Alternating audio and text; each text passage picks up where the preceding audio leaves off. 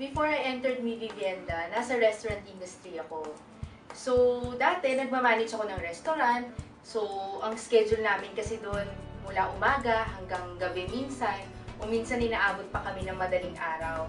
Kaso, kahit ganun yung trabaho, kahit anong galing yung gawin ko, ganun pa rin yung income eh. Maliit pa rin. So, fixed rate siya. Hanggang through internet selling, meron kaming na-close na deal.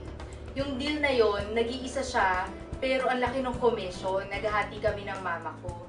So, nung naka-experience ako ng commission, naisip ko, kung isa lang yun at ganun kalaki, what more kung mas madami, di ba? At kung full-time. Nung nag-umpisa ako bilang agent, since wala akong experience, nakakailang, nakakahiya, minsan madi-discourage ka kapag wala ka nakuha client sa mga manning. Pero, ang natutunan ko, talagang huwag ka lang titigil eh.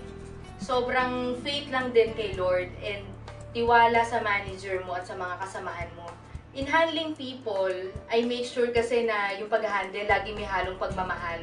Kumbaga hindi ito tungkol sa pera lang eh. So, ang lagi kong mina-mindset sa kanila is kung ano yung goal nila, dun kami magpo-focus. So, for example, ang goal nila, mapagtapos yung mga anak nila sa pag-aaral. So, lagi yun yung binabalik-balikan namin tuwing nawawalan sila ng pag-asa. So, dumating yung point din na naging productive yung mga team members ko and naging top-notcher din yung team ko and naka-receive din kami ng awards. And dahil din doon, meron kaming incentive, nakapunta ako ng Singapore and then itong darating na April, sa China naman kami. So, very rewarding yung pagiging part of Mi Vivienda. Also, sa financial naman, ayun, dahil magandang income dito, naging breadwinner ako. Tapos yung bunso namin, pinag-aaral ko na ngayon sa college. Also, nakapag-invest na ako. Yung investments ko kasi more of sa stocks, sa mutual funds, sa insurance.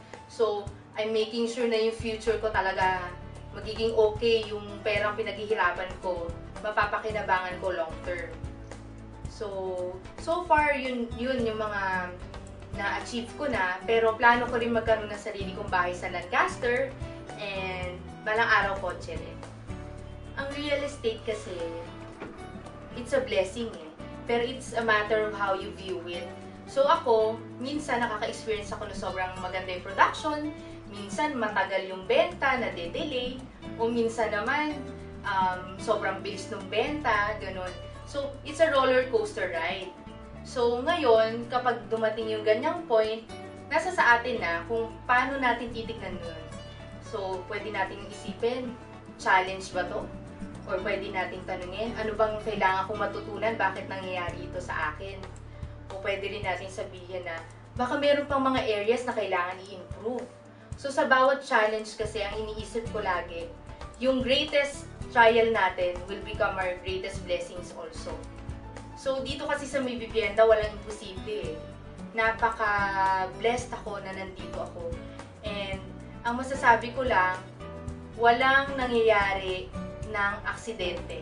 So, kung nandito ka ngayon sa Mi Vivienda, mayroong nag-invite sa'yo, or naka-umpisa ka na matagal na, or napadpad ka lang dito, napadaan ka lang, may reason yan.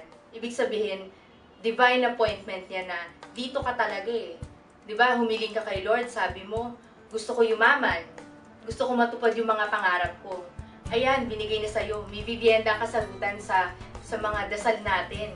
So, ngayon, ang gawin natin, kailangan natin i-grab ang opportunity. Kailangan natin i-grab yung blessings. Diba? So, work hard lang, have faith, and then, go lang, up or down, tuloy-tuloy lang talaga yung buhay. Tuloy-tuloy sa pagkayod, tuloy-tuloy sa pagpapaandar ng sarili nating negosyo. Okay? So, go lang! Laban lang!